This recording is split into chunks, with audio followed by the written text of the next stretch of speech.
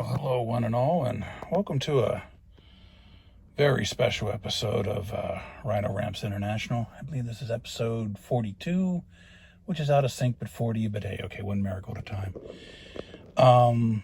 Today, this video, along with being released on the channel, is, Lord willing, also going to be part of the first movie ever made on the subject of mental health. I took part in the Day in the Life competition, which was almost 3 years ago. Wow. Almost to the day. And I plan on taking part in this one too. Yeah, we're going to talk about my life in a bit. I have not been terribly well treated in my life. My childhood was not exactly Emily Post. I was pretty ferociously neglected. My neglect had nothing to do with resources. I actually grew up in a lower upper class home. Without going into too much detail, what my ex-wife did to me should have killed me. And when I got to graduate school, my treatment has been described as the stunningly worst abuse of a student in the history of a world-class department. And the first time in the history of a university over 100 years old where they had to forcibly seize the data from the PhD PI, principal investigator, and give it to the student. Me. Never happened before in a university over 100 years old. So anyway, I did get this. This is a real PhD defense, or PhD dissertation. And so I did finish this. And I want to make sure I want to get this. This is awkward, but I want to make sure I want to get this. On page 169, I have, if you're still reading this, I owe you a beer. I've never given out a beer yet. Anyway, and can you imagine, guys and gals and various transgendered and hermaphroditic beings, what it'd be like to spend over $350,000 and 25 years of one life doing exceptionally well, 4.0 student in world-class work on 3 separate occasions, and to not have a career in physics, not have a career.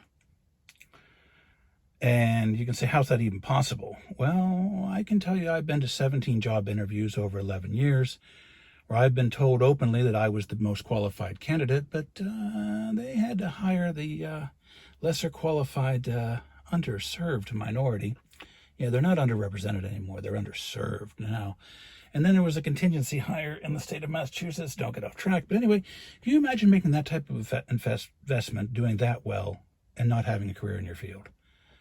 And I just spent over 3.5 years throwing everything I had at something I wanted even more.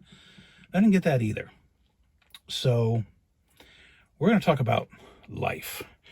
And we're going to talk about life in terms of a car. This is Herr Cougar.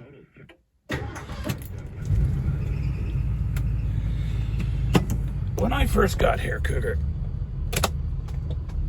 it was up, start at the beginning, John. This is also the Herr Cougar history. Herr Cougar was owned and driven back and forth to church by an old woman in Montana, of all places. And, oh wow. I don't think they had Wookiees in mind when they designed her, Chewie. Anyway, and so it's in just about immaculate cosmetic shape. Maintenance dubious at best. And then an articulated lorry driver got a hold of it. And you Yanks don't say articulated lorry. What do you say? Oh, tractor trailer. It's articulated lorry sounds so much better. It flows. But okay, for you guys, tractor trailer. And then I got it for a song and a dance up in Alaska.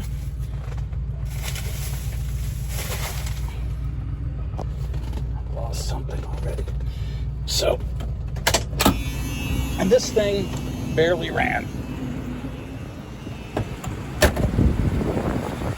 and it was a miracle if it got 25 miles. I talked with a woman who ran the, yeah, no editing for this one. You're like, how's that different than any other episode? Well, you'd be surprised.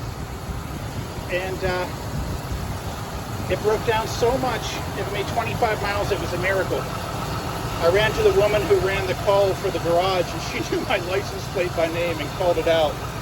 But look at this happy motor. Look at all those happy belts. Look at all that happy ignition. Look at all that reasonably content carburation. A little bit at a time over 11 years.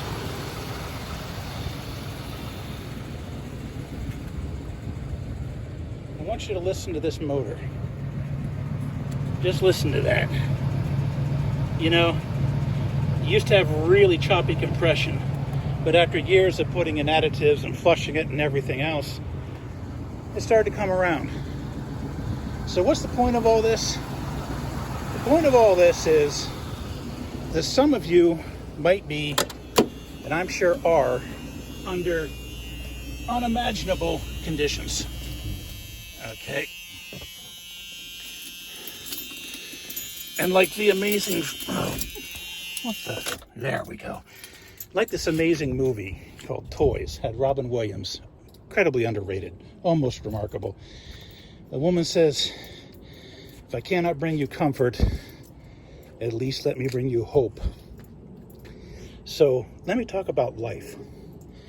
You may not get what you want, no matter how hard you work. You may be living under unimaginable conditions. But I'll tell you what, if you take the best you have and give it to every day, enough of those days add up, your life is going to be better. And I can't help all of you. There's nothing I could do. I would if I could. And I can't give you life advice because I'm not sure that I have any to give. And even if I did, I wouldn't tell you how to live your lives. But I can tell you is that there's something you can do. In my case, I worked over 11 years old with a 46-year-old car, which in many ways is really remarkable. See that 8-track player? Still works. And this thing brings joy to people. I have bank presidents coming out of their office. Is that your Cougar? Yeah, all the time. Could I convince you to sell this? And someone even tried to steal it. I mean, like, what a masochist. I mean, do they realize just how much it takes to keep this turd going? But anyway, there's something in your life that you can do.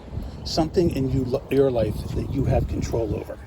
Something in your life that will speak to you. It may be art. It may be writing. It may be something I can't come up with. I have a friend. Yeah, he dropped out of college like 3 years in.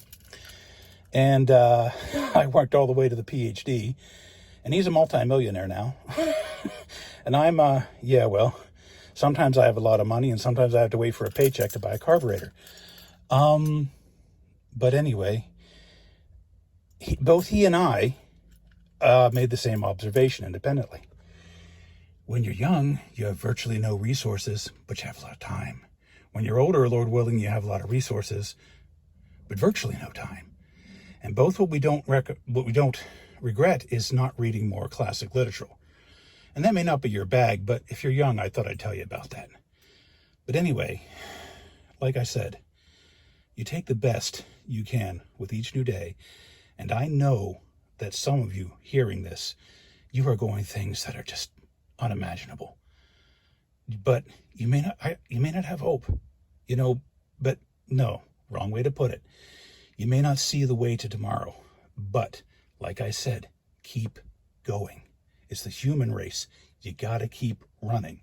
You got to keep doing what you're doing, even when you don't feel like it, even when you don't see a way through, just keep going. Now, this is a very strange episode of my channel, but I hope this is what you guys had in mind. So keep your ditches, everyone, and I hope this helps.